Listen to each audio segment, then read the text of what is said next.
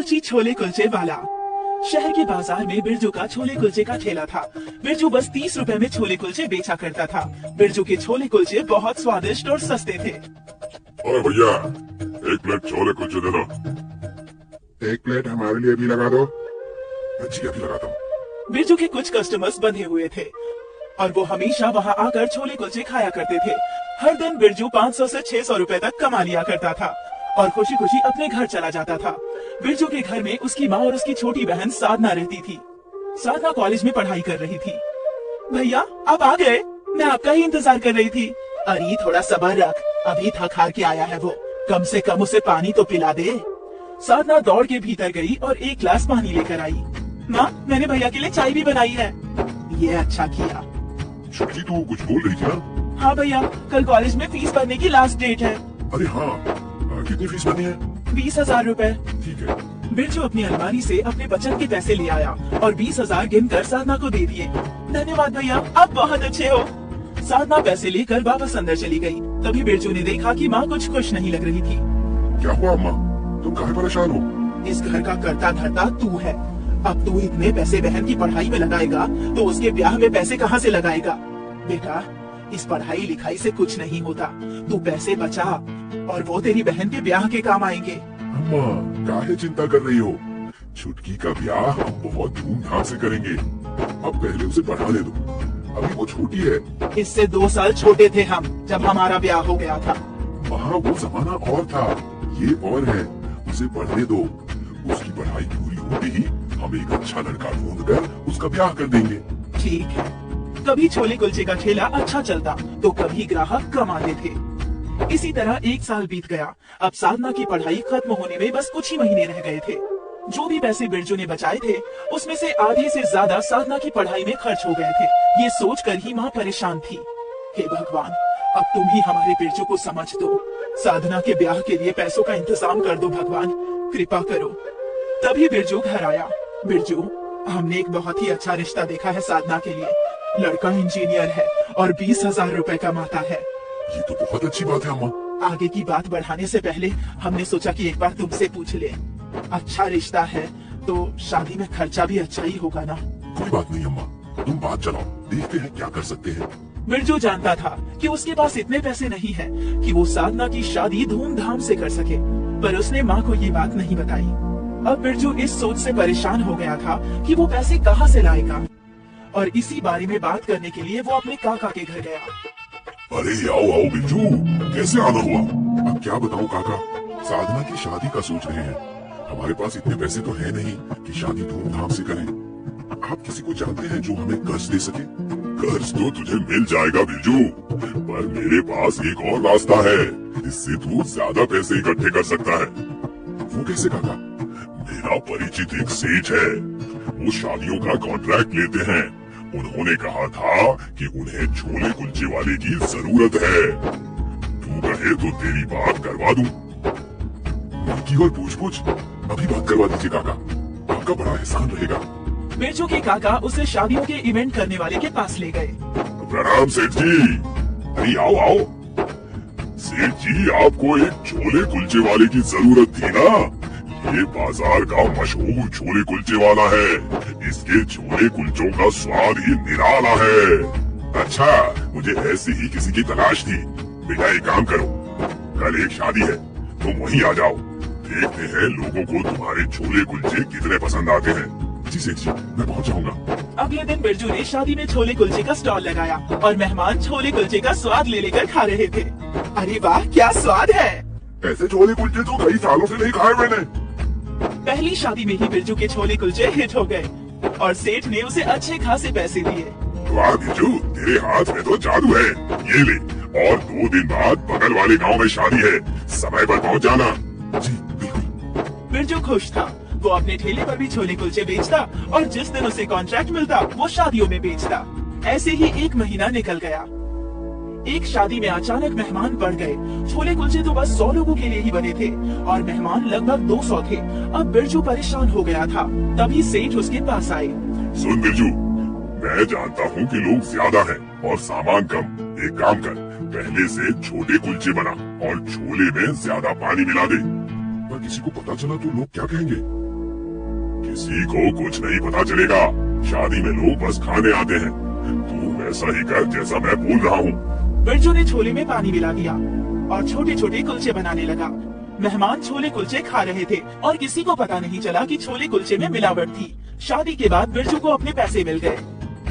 अगले दिन बिरजू अपने ठेले पर था। शादी में तो किसी को कुछ पता नहीं चला, तो क्या मैं वही यहाँ भी करूँ? इससे तो मेरा मुनाफा बढ़ जाएगा। वाह! इस सोच के साथ बिरजू ने छोले में पानी मिला दिया और कुलचे भी छोटे छोटे बनाने। एक प्लेट छोले कुलचे देना। बिरजू ने छोले कुलचे दिए। उस ग्राहक ने खा लिया। लगता है बिरजू, तुम्हारे छोले कुलचे में कुछ ज्यादा ही स्वाद है। पूरी प्लेट खाकर भी मेरा पेट नहीं भरा। एक काम करो, एक और प्लेट दे दो। बिरजू ने एक और प्लेट छोले कुलचे दे दिए। इस तरह एक प्लेट खाने वाला ग्राहक दो प्लेट छोले कुलचे खाने लगा। बिरजू की आमदनी बढ़ गई। वो बहुत खुश हो गया। कुछ ही महीनों में बिरजू ने इतने पैसे कमा लिए जिससे उसकी बहन की शादी धूमधाम से हो सके। माँ, अब पैसों की कोई चिंता नहीं। तूने मेरी सारी चिंता दूर कर दी है बेटा। कुछ महीनों बाद साधना की शादी बहुत ही धूमधाम से उस इंजीनियर लड़के के साथ हुई। शादी में छोले कुलचे भी थे और ये छोले कुलचे पहले की तरह बिना पानी और बड़े बड़े थे। ये कुलचे तो कुछ ज्यादा ही बड़े हैं, नहीं? हाँ, जो ठेले पर बिकते हैं वो तो इसके आधे भी नहीं होते। शादी कुशल मंगल संपूर्ण हो गई। अगले दिन जब बिरजू ने ठेले पर छोले में पानी मिलाई और छोटे छोटे कुलचे बनाए तो लोगों ने उसे तुरंत पकड़ लिया। वाह बिरजू भैया वाह! कल आपकी बहन की शादी में जो छोले कुलचे थे वो तो बहुत गाढ़े थे और कुलचे भी बहुत बड़े बड़े थे, और आप यहाँ जो बेच रहे हो वो तो इतने छोटे हैं। अरे ऐसी कोई बात नहीं है, ये और वो एक जैसे ही है। नहीं भैया, हमने खुद अपनी आंखों से देखा है। कुलचे इतने बड़े बड़े थे। लगता है आप ज्यादा मुनाफे की लालच में छोटे छोटे कुलचे बना रहे हैं। ऐसी बात नहीं है। हम सब समझते हैं अच्छे से। वो औरतें वहाँ से चली गई और पूरे बाजार में ये बात फैल गई कि बिरजू छोले कुलचे में मिलावट करता है। धीरे धीरे उसके ग्राहक कम हो गए। अब बिरजू दिन भर ठेले पर मक्खियाँ मारते बैठा रहता था। इससे अच्छा तो पहले था। कम कमा रहा था पर कम से कम ग्राहक तो थे। परेशान बिरजू एक बार फिर अपने काका के पास गया और उन्हें सारी बात सच सच बता दी। मेरे लालच की वजह से मेरा अच्छा खासा धंधा डूब गया, लेकिन अब मैं क्या करूं काका? अब एक ही रास्ता है, तू दूसरे शहर जा और वहाँ पूरी ईमानदारी से छोले कुलचे बेच, बिना लालच किए। आप सही कह रहे हैं काका। अब जिंदगी में कभी लालच नहीं करूंगा काका, मैं कसम खाता हूँ। बिरजू को काका की बात सही लगी और कुछ ही दिनों में बिरजू दूसरे शहर आ गया, फिर से नई शुरुआत करने। छोले कुलचे ले लो, स्वादिष्ट गर्मा गर्म छोले कुलचे। ज्यादा पैसों के लालच के कारण बिरजू का भट्टा बैठ गया था और धंधा बर्बाद हो गया था और उसे वापस से नई शुरुआत करनी पड़ी। इससे तो अच्छा होता कि वो लालच करता ही नहीं। आलसी बेटा। रोशन यादव बहुत ही मेहनती किसान था। रोशन की पत्नी कई वर्षों पहले स्वर्ग सिधार चुकी थी। रोशन के दो बेटे थे, चमन और रमन। दोनों बेटे एक नंबर के आलसी और कामचोर थे। सारा दिन दोनों घर में सोए रहते थे, ना घर का काम करते और ना ही पिताजी की खेती में मदद करते। ये देखकर रोशन यादव हमेशा चिंता में रहता। सारा दिन घर में सोए रहते हैं, जल्दी उठो चमन रमन। क्या हुआ पिताजी? मेरे साथ खेत चलो, खेती करनी है। मुझे सोने दीजिए, मैं बहुत थक गया हूँ। अच्छा, ऐसा क्या काम किया तो थक गया है? सुबह से बैठ बैठ के थक गया हूँ। रमन, तू चल, मैं अकेले खेत नहीं जोत सकता हूँ। पिताजी, आपको पता है ना, धूप में जाने से मेरा सर दुखता है, तो मैं नहीं आ सकता हूँ। आप किसी और को ले जाइए। लानत है तुम दोनों पर, नौजवान हट्टे कट्टे होकर यूं दिन भर पड़े रहते हो। रोशन यादव अपने दोनों बेटों से तंग आ गया था। वो अकेले ही धूप में खेती करने चला गया। धूप तेज होती जा रही थी। रोशन के सिर से पसीने की बूंदें टपक रही थी। वो फिर भी खेत जोतता रहा।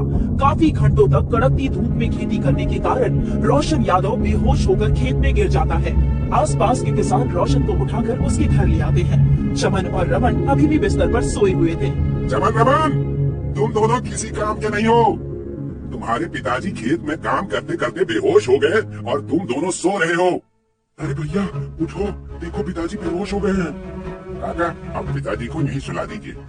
कब वक्त तुम जैसे बेटे होने से अच्छा है ना हो। गांव वालों ने रोशन को खटिया पर सुला दिया और उनके दोनों बेटों को कोसते हुए चले गए। कुछ समय बाद रोशन यादव को होश आता है। वो देखता है कि उसके दोनों बेटे जमीन पर सोए हैं, जैसे कि उन्हें अपने पिताजी की कोई फिक्र ही ना हो। ऐसे बेटे दिए भगवान तुमने, इन्हें तो कोई फर्क ही नहीं पड़ता, उनका बाप जिए या मरे, अब बस को। खुद करना पड़ेगा, तब रोटी चावल के भाव समझ में आएंगे। बेहतर ये है कि मैं ये घर छोड़ दूं, ताकि ये लोग खुद कमाना सीख जाएं, ताकि तुम लोग खुद कमाना सीख जाओ। रमन चमन, मेरी बात सुनो। पिताजी आप होश में आ गए? हटिए पलंग से, जमीन पर सोते सोते पीठ अकड़ गई मेरी। हाँ पिताजी, आप जमीन पे सो जाइए, आपको जमीन पर सोने की आदत जो है।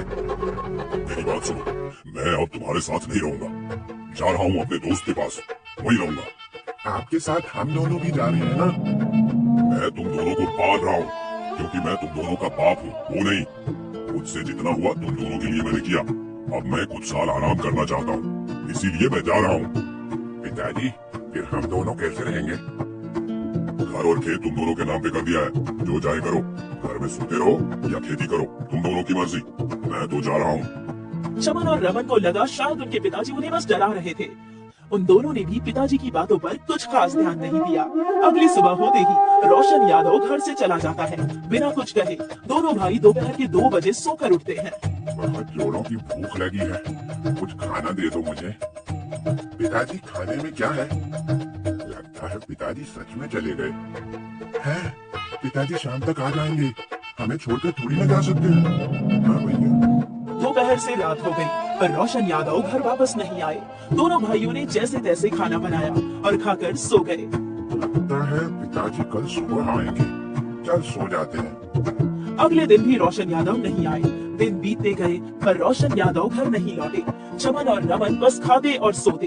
धीरे धीरे करके उनके घर का सारा राशन खत्म हो जाता है। भैया, सब कुछ खत्म हो गया, अब हम क्या खाएंगे?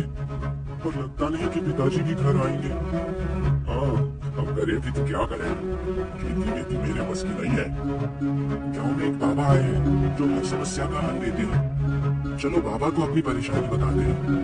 हाँ चलो, हाँ चलो।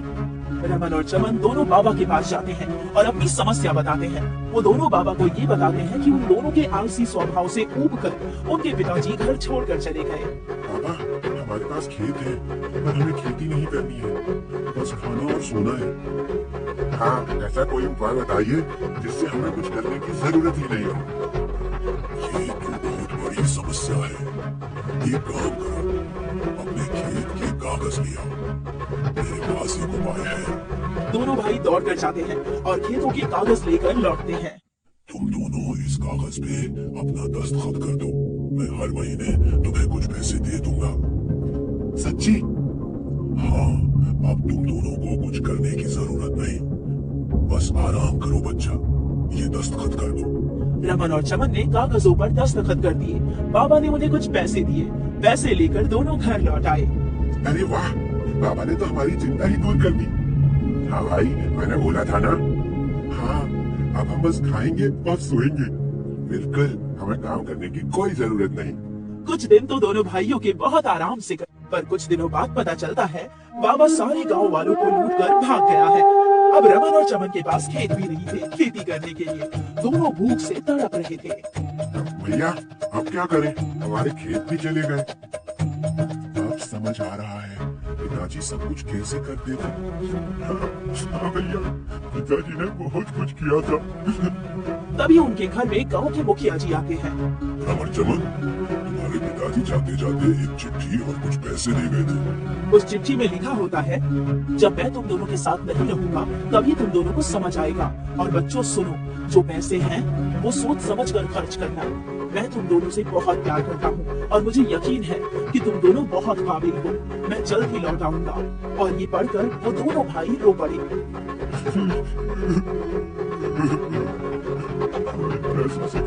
हम इन पैसों से खेत खरीदेंगे और खेती करेंगे।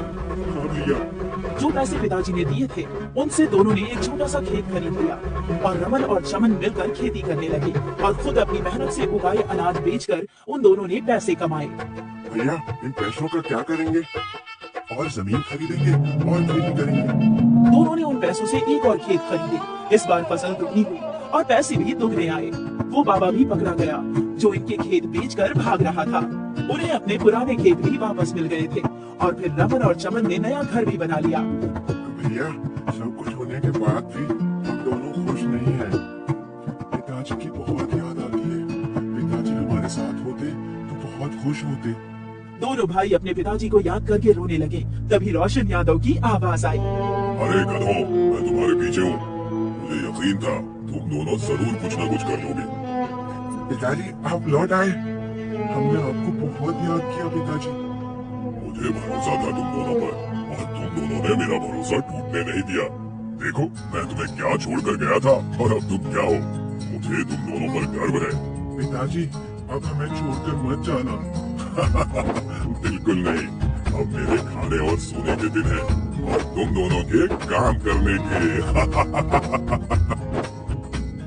एक बार फिर रोशन यादव का परिवार जुड़ गया। वो लोग एक साथ बहुत खुश थे और रोशन यादव के आलसी बेटे अब काबिल बन चुके थे। अंत भला तो सब भला।